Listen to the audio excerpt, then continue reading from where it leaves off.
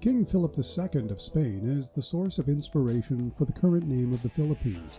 But did you know that the Philippines was the source of inspiration to extend the namesake to Spain's American colonies, creating a new Philippines that would later become Texas? Keep listening to get more of the backstory behind this fascinating tale of paying homage to Spain's king from the 1500s.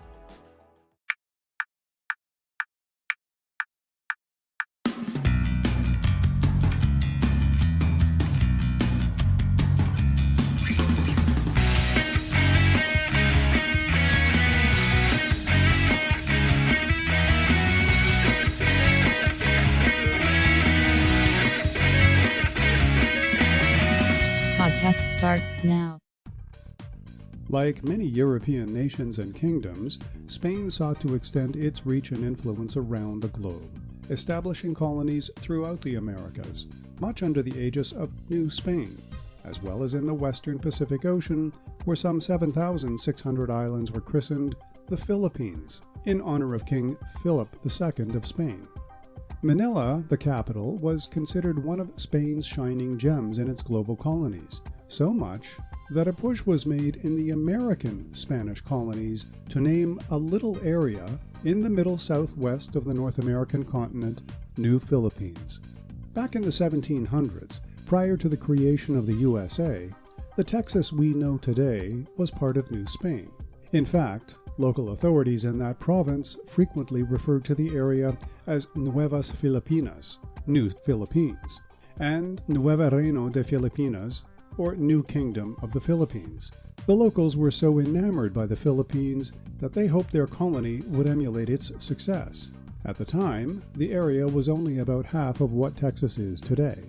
The name Nueva Philippines, or New Philippines, appears in numerous historical documents, first showing up in a 1718 document to the local governor, a man whose address was Governor and Lieutenant Captain General of the provinces of Coahuila, New Kingdom of the Philippines, Province of Texas. Local Franciscan friars were key advocates to apply the New Philippines name to the entire area, hoping to eventually usurp the name Texas. But local fights for independence and self-government pushed the battle of the names onto the back burner, and eventually created new countries that slowly chipped away at the tremendous landmass that comprised New Spain. One such country was the newly formed United Mexican States, which included Coahuila and Texas in its ranks.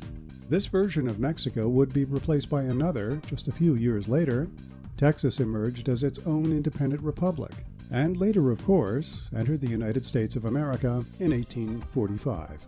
Meanwhile, the name Texas was the clear winner as the namesake, relegating the name New Philippines and the state's unusual connection to Spain's King Philip II and an Asian archipelago to the annals of history. Despite the desire among Franciscan monks to pay homage to what they felt was Spain's shining example of colonizing Asian territories, today it is difficult to think of Texas as anything but the Lone Star State, whose name means friend in the local Native American dialect. I think it works a lot better than New Philippines. On a side note, the name Philippines itself is currently under question by a number of authorities in that country, including the president himself, who point out that it might be high time to consider having a name that reflects the local people, language, and culture, instead of one that pays homage to a Spanish king from the 1500s. Visit stephenchristiansen.ca for more episodes of Before, Behind, and Between. This podcast is available on all streaming apps and podcast platforms, including Anchor, Spotify, TuneIn, Apple Podcasts, and Google Podcasts. I'm Stephen Christiansen. Thanks for listening.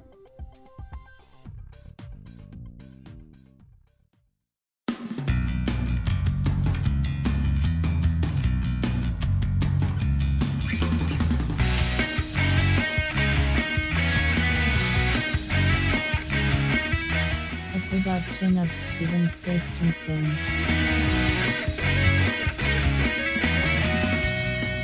Podcast complete.